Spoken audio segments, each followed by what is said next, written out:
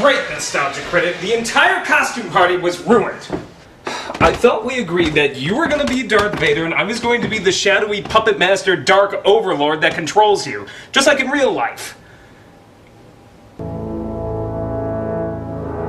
Nostalgia Critic.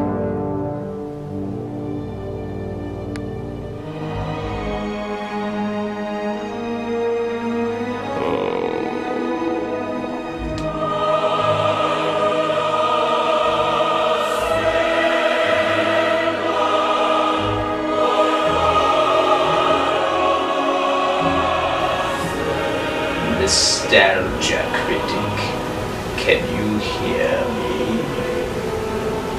Yes, my brother.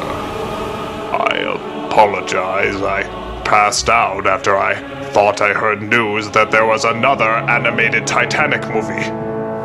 Oh, but I'm afraid in your rage you have forgotten that there is another Titanic movie, and it is your job to review it. It can't be. I reviewed it already.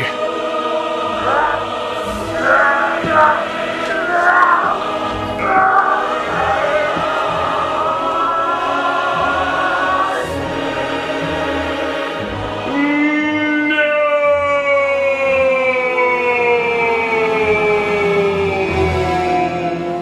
Yes.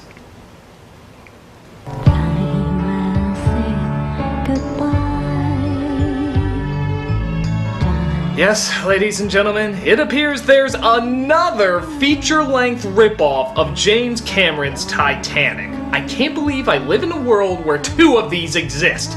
And you think that'd be bad enough. But if you can possibly comprehend this, it is actually worse than the other version.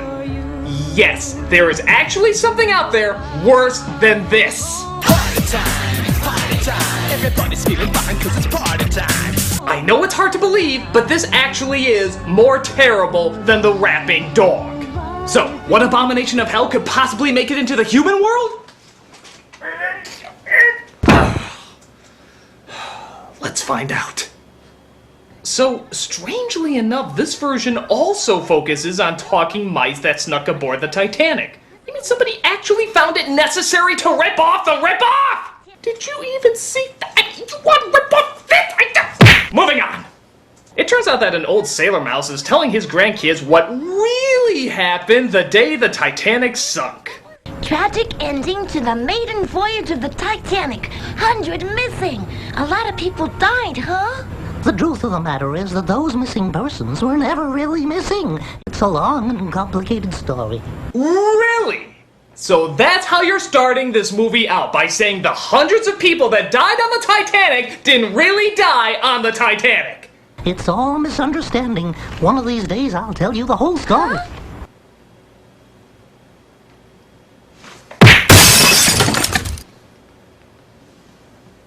Yeah, bring it in.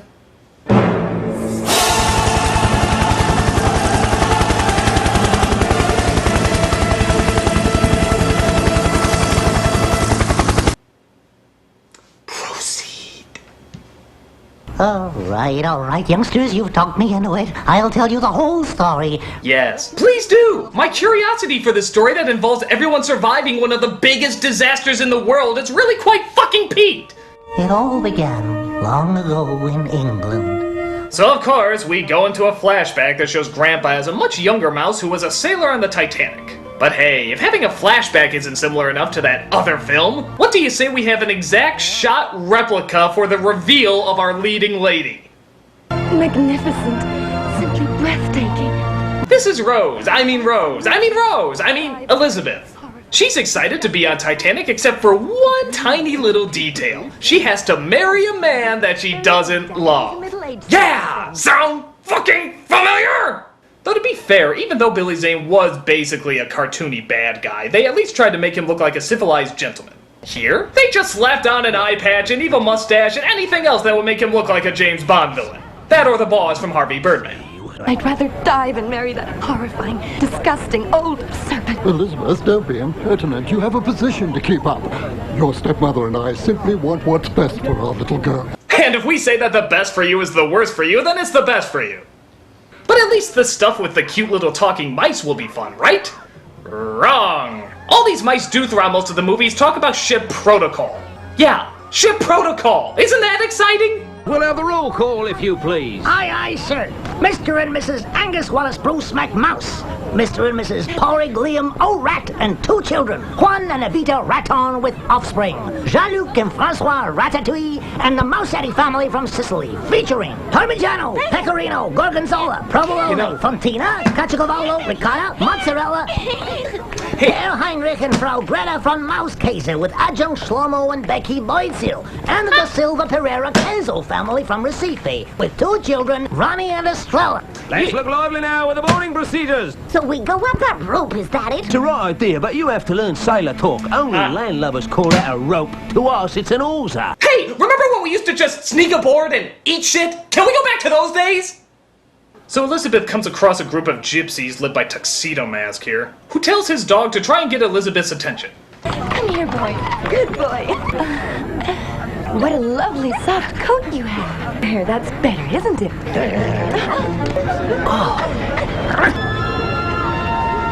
You idiot! I told you to get her necklace! What kind of stupid mutt are you?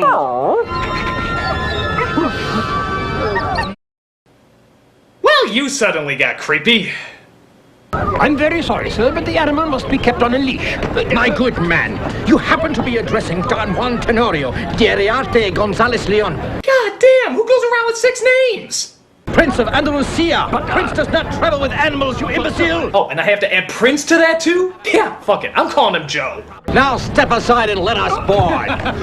So, even though they established the dog has no owner, the dog is still allowed on anyway. Oh, wait, after he pees on him first. You wretched beast, I'll get you for that! Oh, it's not like I can just go up there and get you for that! I'll just throw my hat, that'll teach you! No, it landed on the dog! I guess there's nothing else it really would have done.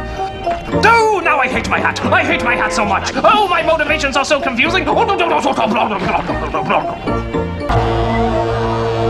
So after leaving the town of genetic clones, I'm not kidding, look!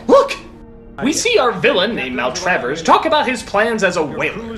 There's no reason whatsoever why the Duke shouldn't grant me exclusive worldwide whaling rights. Not to mention the hand of his darling daughter. By marrying her, you'll get your mitts on all of his money. Exposition. You hit the nail on the head. There's nothing in the world that counts besides money and power. Everything else is simply there to be used to achieve those objectives. I think we just saw the meeting for how this movie got greenlighted. So we get one of those phoned-in CGI shots of the ship as the captain discusses what he's gonna do for the evening. There's only one thing worse than a party, and that's a gala evening. Mr. Craig, have me called for any problem whatsoever, and if there aren't any, make one up. Oh, you mean like iceberg right ahead? Yes, that's a good one. Hurry up, Ronnie, we're late. Oh good, our mousy friends got away from the rest of the team. I guess that means there's not gonna be any more ship protocol.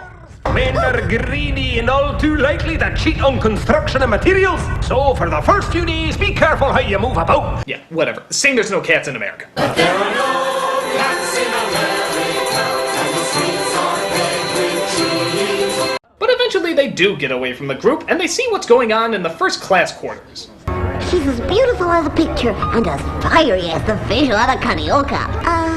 I'll see her in my dreams for the rest of my life. I hate to be a spoilsport, but I would like to draw to your attention the fact that she's a woman and you're a mouse. Well, there's one thing I'm not, and that's a racist. What? Well, there's one thing I'm not, and that's a racist. Did we really just take a situation with 2 mice, a young woman, and somehow come out with racism? How do you do that? First of all, it's not racism as much as speciesism. Second, why is he fantasizing about a human female? Do we have enough weird fetishes already with that crazy glove-smelling fucktard? Let's keep the oddness to a minimum. Oh god, I spoke too soon. Just when you thought things couldn't get any weirder, things couldn't possibly get more fucked up, take a gander at this. What's her name? Oh, I don't believe it. I can understand them. You can understand us thanks to a net of magic moonbeams that caught your tears as they fell into the water. We added a little magic of our own, and voila! The spell was cast. Pardon? Okay, am I dreaming this? I really must be dreaming this. I really can't comprehend this at all. At all. I mean, okay, we now have magic dolphins who apparently can fly because, well, how the hell else are they staying up there so long? Who can suddenly talk to her because her rainbow bright tears caused some moonbeam bullshit and now everything's coming up Dr. Doolittle. But sure, why not? Okay, you can talk to dolphins now, arguably one of the most intelligent creatures on the entire planet. So what exactly are you gonna say to them? If I could turn into a dolphin like you, that would make me happy. That's great, young lady, that's great. You wish you were a dolphin, it's wonderful. What the fuck am I watching?! Okay, for the sake of argument, let's say that you stayed in the theater after you saw this scene. What exactly are they gonna do with this revelation? We're engaged in a desperate battle to save the lives of our friends, the whale. The Maltravers ships are hunting the poor things near to extinction. I'm sorry, which story are we watching? The love story, the ship, the mice, the whales? What is the focus? You can't just throw this incredibly bizarre bullshit at us and just expect us to go along with it. I mean, it's like saying, hey, the Titanic wasn't destroyed by an iceberg, it was a evil gang of underwater sharks who are in cahoots with the evil whaler. Hey, me and the boys are ready to go into action anytime you say, guy. Ice, I have a message from the boss. Stay alert and don't stray too far from the ship. Tell him we're ready to destroy anything, anytime. I'm sorry, I need to drop something.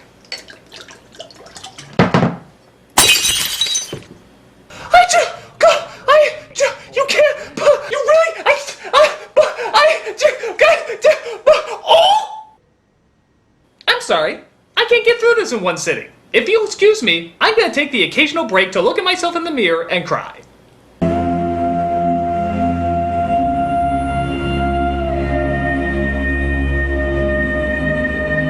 Whew. On we go. So, why can the bad guys communicate with the criminal underwater shark gang? We don't know. It's never explained. Maybe he got some of that moonbeam bullshit from a crack dealer or something. But as of now, he doesn't want them to destroy the ship just yet. He just wants them to stay close. But luckily it seems that magic also seems to work with mice, as Elizabeth can suddenly understand them now too. You ought to face the issue squarely and tell your father and Everard what you think. You've gotta fight! Of course I'm going to fight. Now I know you two are on my side. We can foil Everard and help those poor whales too. Yes, now that they're on your side, I'm sure you'll have a great case to go up against your father. Father, I know you want me to marry that man, but I've been talking with the dolphins and mice, and they agree that it's not the right thing to do. But honest to God, they did talk to me! But Elizabeth does go to set the record straight, and it turns out her father takes it unrealistically well. I have absolutely no intention of marrying Everard. I'm sorry to upset your plans, but... Plans, did you say? My one and only plan, dear girl, is to see you as happy as possible. And I would never dream of forcing you to do something you don't want to. Unless it was the beginning of the movie, in which case I said you have no choice. Seriously, what did she do different? She made the same argument she did before. In fact, it's actually less angry. Are you honestly telling me that this... I have absolutely no intention of marrying Everard. ...is much more stronger than this? I'd rather die than marry that horrifying, disgusting old serpent. That's just the PMS talking. You'll get over it. I have absolutely no intention of marrying Everard. Whoa! Calm down, bitch! Calm down!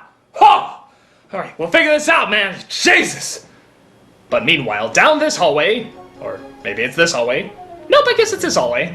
The bad guy is looking to make sure his evil wedding schemes go according to plan. But luckily, the mice kick him with a soccer ball and send him hilariously flying down the ship. Seems kinda pointless, seeing how we already know that Elizabeth isn't going to marry him, but hell, we need something to top the dog pissing scene, don't we? Meanwhile, apparently Joe is still in this movie. As we see, he spends most of his time... Oh, God, get over it! God, I miss Elizabeth.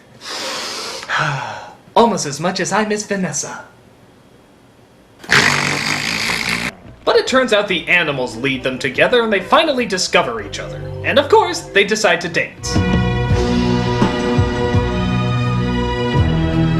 But, unlike the other animated Titanic movie where they shared only 3 lines of dialogue and decided they love each other, here they only share 1 line of dialogue. Yeah, one fucking line of dialogue and they know it's meant to be.